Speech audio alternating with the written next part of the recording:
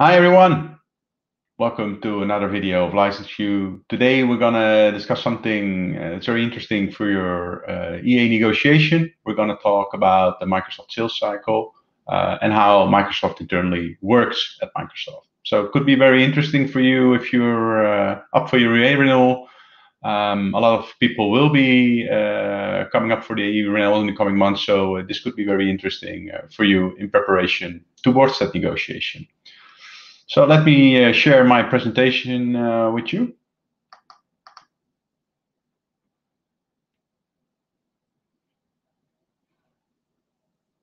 There it is.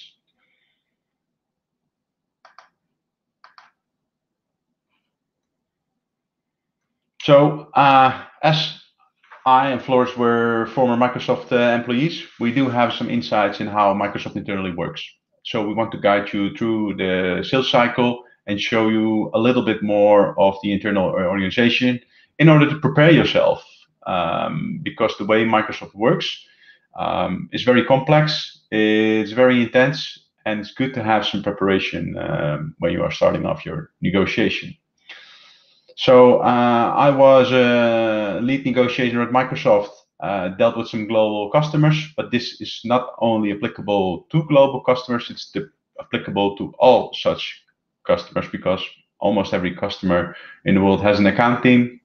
And Microsoft, whether it's large or a small customer, they all have their own way of working, but there are a lot of similarities. So it's good to share that with you. So generally, Microsoft starts off their EA negotiation 6, 12 months in advance, depending on the size and the importance of the customer to Microsoft. Normally, if you are handling as a global customer with Microsoft, you have a very large team that is dealing with you with all kinds of roles. Of course, you have the account manager. The former LSS, as it was known, is now the commercial executive, positioned as the lead negotiator from Microsoft. You have the SSP, the solution sales professional, the ATS, the account technical services account manager. You have all kinds of services people probably walking around your organization that are involved with the EA renewal. So you have a whole team you have to deal with.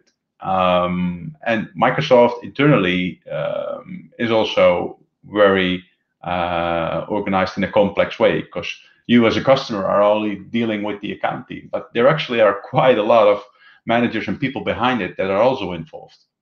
So normally you see that they operate with a team of 10 to 20 people, depending of your size as a customer. For a global client, it could be up to, let's say, 25, 30 people that are involved in the back end. And that makes it very complex because everyone has his own target. There are different rules internally. So everyone has his own interest. And Microsoft is always intending to act as one Microsoft, but in practice, it's not the case. They are all individuals, all trying to hit their own targets. So everyone is doing their own stuff in their little chess game towards the client. So yeah, it takes some time for Microsoft to prepare themselves for an EA renewal. So typically they start off 6 till 12 months before the EA renews. And they usually have a top-down approach, that which means that they try to start at the highest level within your organization, try to sell off with the value sell there, and if they don't succeed, they will go all through your organization. So normally they start with the CIO, CFO, CEO. It doesn't really matter as long as the team has some kind of seniority level within your organization. And they're trying to let them commit before they start off the EA negotiation with you. Because if they have commitment from the senior level, the negotiation team will always have the leverage in a later stage to go back to those CIOs, CEOs, CFOs and refer to conversations they had in an earlier stage of your negotiation with them. So that's something I would highly recommend. to include your senior management team as well in your EA renewal. Keep them away from the account team, and in case they want to have the discussion with Microsoft, always make sure that you will have the same level of seniority within Microsoft that have be having discussion as well. So normally the account manager wants to talk to the CIO, CFO. We would recommend to avoid that, because if they get their commitment from the CIO, it's often very hard to cut back from that in a later stage. So when the Microsoft team is ready for it, they always drop their bill of material towards the client, meaning probably they will try to sell off the Hero Suite containing M365 E5, containing Dynamics, containing all other such stuff and technology most customers do not need initially.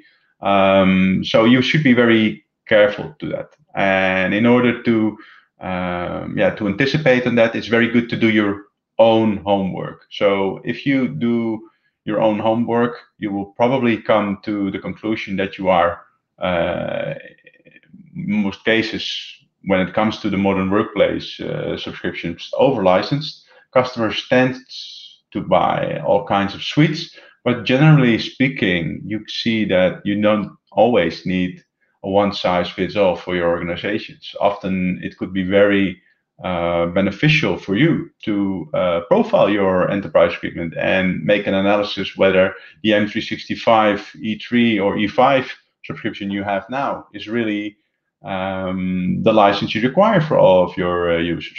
So you should be very careful with that and do your own analysis if you can optimize your own license position before you start off the EA negotiation, because you want to have that very crisp and clear.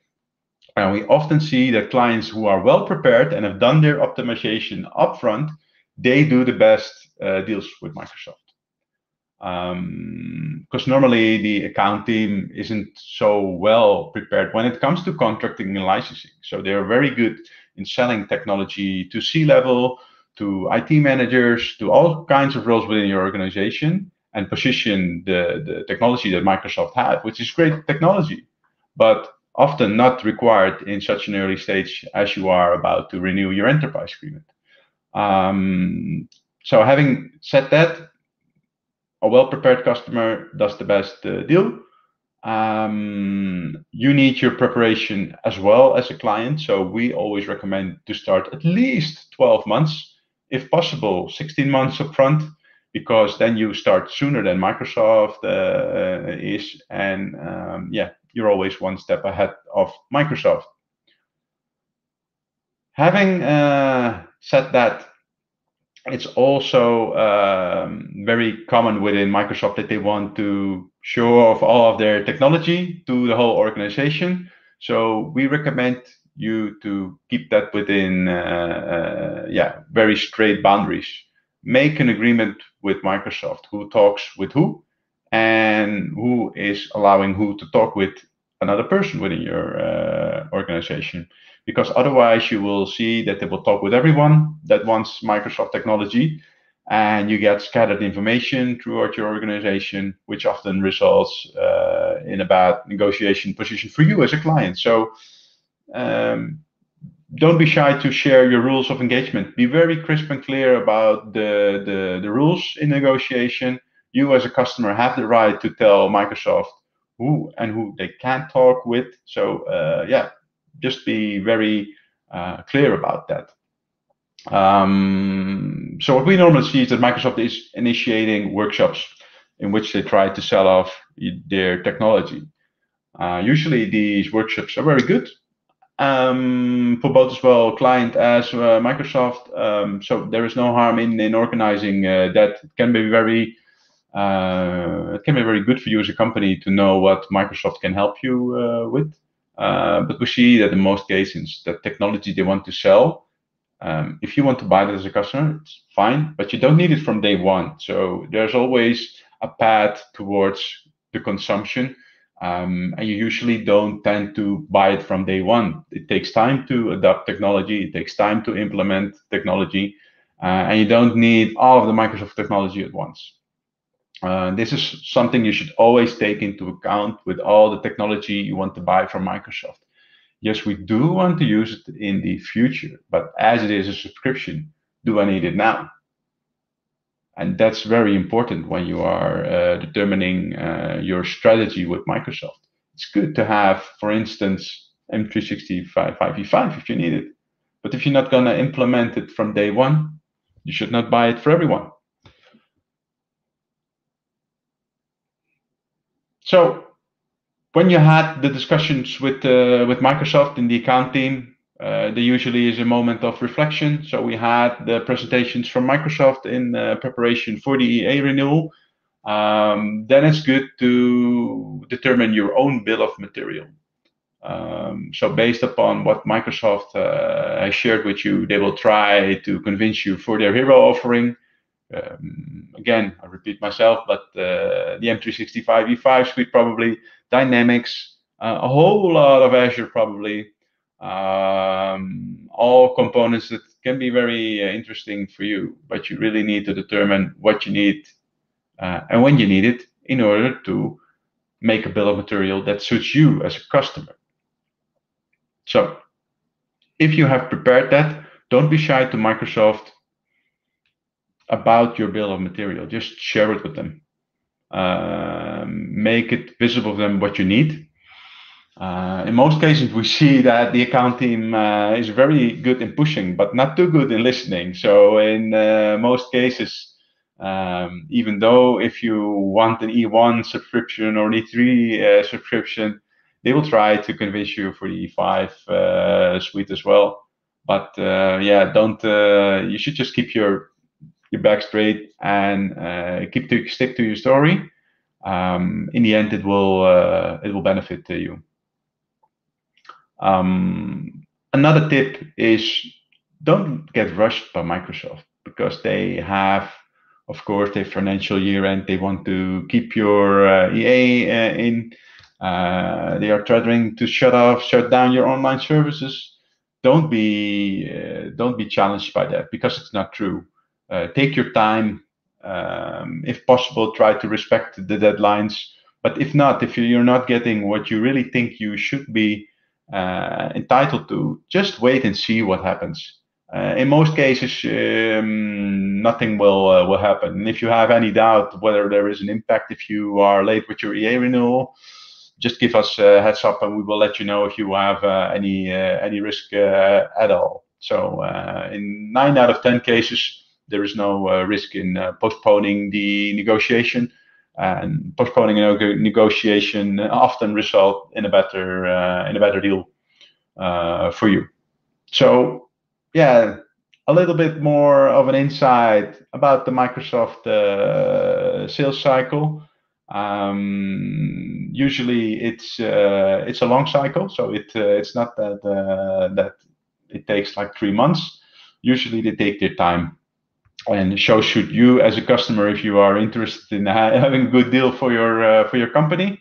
I hope you enjoyed this video, and in the next few videos we'll be sharing some more negotiation tips. So keep your eye out for that.